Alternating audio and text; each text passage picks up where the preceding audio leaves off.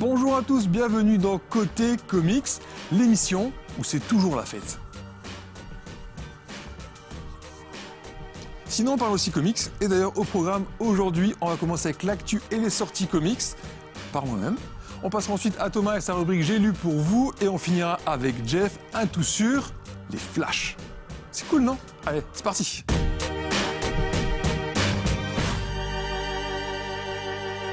On débute donc avec l'actu importante des dernières semaines. Le projet qui ne cesse de faire parler de lui, c'est toujours la suite de Man of Steel, qui accueillera aussi, on vous le rappelle, Batman et Wonder Woman. Dans les dernières infos, sachez que la date de sortie du film a été repoussée d'1 an. Le film est désormais prévu pour 2016.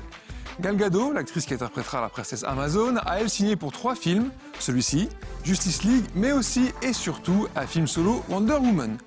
Et 2 nouveaux acteurs débarquent, Jeremy Irons pour interpréter le majordome Alfred et Jesse Eisenberg dans le rôle tant convoité de Lex Luthor. Côté série TV, c'est Flash qui est la cote, puisque le bolide écarlate aura sa propre série à la rentrée prochaine, après son introduction dans Hero. On sait que Grant Gustin sera Barry Allen, mais 3 nouveaux personnages ont été annoncés. Jesse L. Martin sera l'inspecteur West, le père d'Iris, qui est la fiancée de Barry dans les comics. Les vilains ne seront pas en reste non plus, puisque l'acteur Rick Cosnett interprétera le détective Eddie Town, qui selon toute vraisemblance sera le Reverse Flash, aussi connu sous le nom de Professeur Zoom, et Killer Frost sera aussi présente sous les traits de l'actrice Caitlin Snow. Avril 2014 sera le mois des grands retours dans le monde des comics. Et en premier lieu, celui tant attendu de Peter Parker. C'est Otto Octavius, alias Dr Octopus, qui squattait le corps de Peter depuis des mois maintenant, sous l'identité de Superior Spider-Man. Son règne prendra finalement fin, puisque Peter Parker reprendra le dessus avec le lancement d'une nouvelle série Amazing Spider-Man pour l'occasion, juste à temps pour la sortie du film. Ce sera toujours par le duo Dan Slott et Humberto Ramos. Un autre grand retour attendu par les fans, cette fois du côté des New 52 de DC Comics, à savoir celui de Wally West. Le 3e Flash historique était un des grands absents de ce reboot DC, laissant ainsi toute l'attention à Barry Allen. Wally sera réintroduit dans le 3e annual de la série Flash par la nouvelle équipe de Robert Venditti, Van Johnson et Brett Booth. Il sera un peu différent de la version précédente puisque Wally ne sera plus le neveu de Barry, mais le frère d'un personnage déjà introduit dans la série Flash, Daniel West. Une autre réintroduction avec celle du premier Blue Beetle de l'univers pré-reboot, Ted Cord, qui était mort en 2005 au moment d'Infinite Crisis. Il apparaîtra dans le 7e et dernier numéro de l'Event Forever Evil et rejoindra ensuite la Justice League. En vrac, 2 nouvelles séries Marvel chez les X-Men, Nightcrawler alias Diablo, de retour d'entre les morts et scénarisé par le grand Chris Claremont, et Peter Milligan qui revient enfin sur un des personnages qu'il a créé, favori des lecteurs, avec All New Doop. Avengers Assemble, la série de Kelly Sue DeConnick s'arrêtera en mars, au numéro 25. Ce qui devrait être la nouvelle série Justice League Canada devient finalement Justice League United et aura un penchant plus cosmique avec la patte de Jeff Lemire. Les films Captain America, The Winter Soldier et Guardians of the Galaxy auront tous 2 droit à des prologues en comics. Prologue aussi pour la saison 9 de la série TV 24 chez IDW. Et bien avec tout ça, passons aux sorties comics.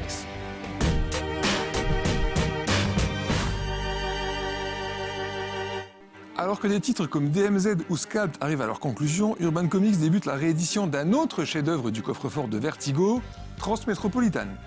Ce récit culte de Warren Ellis et d'Eric Robertson met en scène le très pamphlétique journaliste Spider Jérusalem qui revient à la vie urbaine après 5 ans d'exil pour tirer un portrait des plus amers et colorés sur la civilisation qui l'entoure. Abus de pouvoir, corruption, injustice qui domine notre société, tout passera sous la plume de Spider, bien décidé à se placer comme défenseur de la vérité.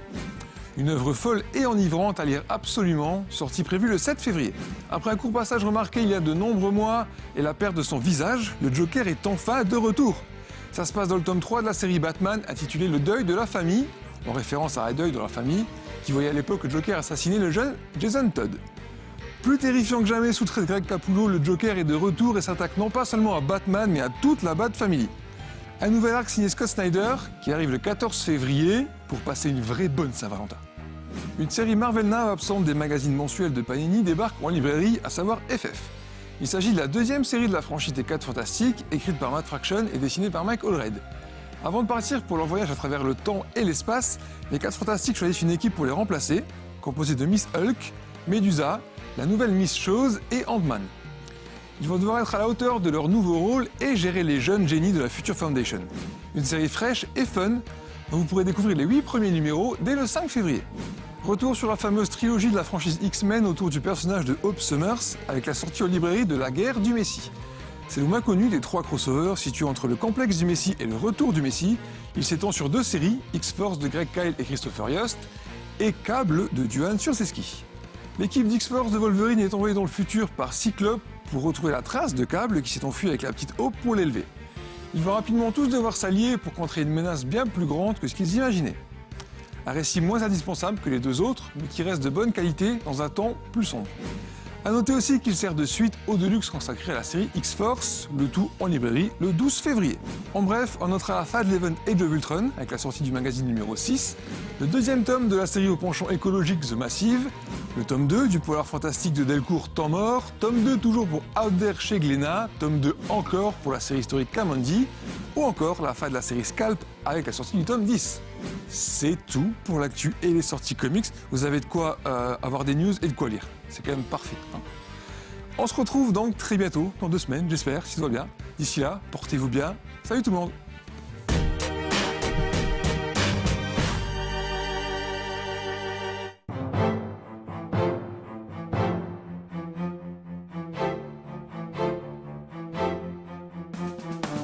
Bonjour, aujourd'hui je suis très heureux car je vais vous parler enfin d'un comics que j'aime énormément. Il s'agit de Transmétropolitane avec Warren Ellis au scénario et Darick Robertson au dessin.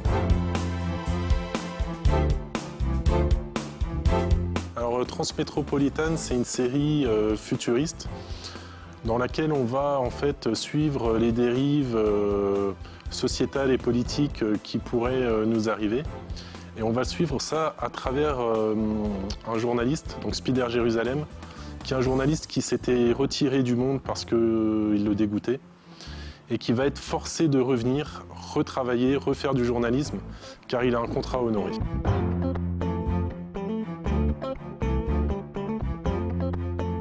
Donc Transmétropolitane, c'est une série qui est très intelligente, qui pose beaucoup de questions, mais qui est en même temps très cynique, très drôle.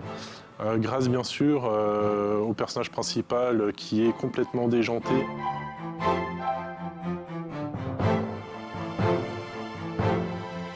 Dans cette série, on retrouve 2 auteurs au top de leur forme.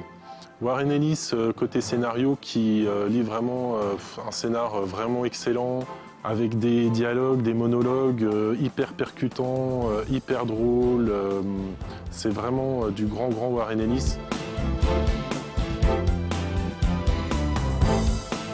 Côté dessin, on retrouve Darick Robertson qui vraiment, je pense, se fait également extrêmement plaisir car il livre des planches de toute beauté, remplies de détails, absurdes, vraiment assez originales et hyper fouillées. C'est vraiment magnifique.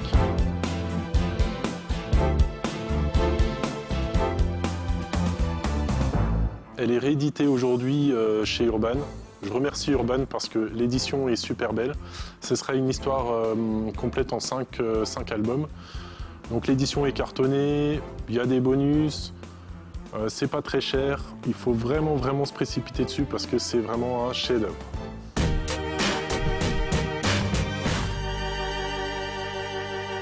Alors en gros, les Flash, ce sont des mecs habillés en rouge qui courent très vite. Mais bien sûr, ça c'est le gros résumé. Maintenant, on va détailler un peu plus. Alors c'est vrai que ce sont des personnages dont on a très peu parlé dans l'émission jusqu'à présent. Et en plus, c'est pas forcément facile parce qu'ils sont un peu comme les Robins, c'est-à-dire qu'il y en a pas mal. Et du coup, lorsque l'on débute, c'est assez délicat. Pour les règles générales, ce sont tous des personnages dont le super pouvoir principal est la vitesse donc. Ils tirent tous leur pouvoir de la force véloce ou Speed Force en VO. Le nouveau Flash court plus vite que l'ancien et développe de nouvelles capacités. Suivant qui est Flash, il peut par exemple courir sur l'eau ou à la verticale, accélérer la cicatrisation des blessures, créer des mini-tornades en tournant sur lui-même, faire vibrer ses molécules pour traverser la matière, etc. La dernière capacité développée date d'il y a quelques mois lors du New 52, puisque Flash semble être à présent capable d'anticiper de quelques secondes, mais c'est déjà pas mal, ce qui va se produire, mais également de faire vibrer les molécules des objets qu'il touche pour qu'ils puissent eux aussi traverser la matière. On sait pas trop si c'est logique, mais c'est pas grave, c'était trop terrible à lire. Alors à présent, attaquons vraiment les Flash. Dans l'ordre chronologique, le premier Flash, celui de l'âge d'or, c'est Jay Garrick. Il est apparu en 1940 dans Flash Comics 1. Il est assez reconnaissable parce qu'il n'a pas de costume rouge, mais juste un haut rouge avec un éclair au travers. Il a aussi un casque avec des petites ailes toutes mignonnes. Longtemps le seul et unique Flash, il devient par la suite l'un des fondateurs de la JSA, dont le but est, pour les super-héros dits seniors, d'aider les plus jeunes à maîtriser leur pouvoir. Justice League. Celui de l'âge d'argent, c'est Barry Allen, qui est sans doute le plus connu et le plus apprécié de tous les Flash. Créé en 1956 dans Showcase 4, il est LE super-héros de la gigantesque crise de DC de 1985, Crisis on Infinite Earth, qui met en avant l'Anti-Monitor, qui va bousiller tous les univers parallèles un à un. Barry Allen se sacrifie pour sauver ce qui reste des univers lors de cette crise, avant de revenir à la vie lors de Final Crisis. Il est également membre de la Justice League. Le troisième est le neveu de Barry Allen, à savoir Wally West. Il est l'un des 4 Flash, mais il est surtout connu pour avoir été le premier Kid Flash, qui est en gros ce que Robin était à Batman. Il était alors le bras droit de Barry Allen et l'un des fondateurs des Teen Titans. Il reprendra le titre de Flash qu'après la disparition de Barry Allen. Il apparaît pour la première fois dans Flash 110 en 1960. Dernier Flash en date, je précise bien, Bart Allen, qui est un descendant de la famille Allen venu du XXe siècle. Alors il a porté dans l'ordre le nom d'Impulse, lorsqu'il a débarqué à notre époque, puis le nom de Kid Flash lorsque Wally West est devenu Flash. Ce n'est qu'ensuite qu'il est devenu le 4e Flash. Voilà, c'est à peu près tout pour les personnages ayant porté le nom de Flash, mais sachez qu'il y a d'autres personnages dans la Flash Family, comme Jay et Iris West, qui sont les 2 enfants de Wally West et Linda Park, Iris West qui porte également le nom d'Impulse d'ailleurs.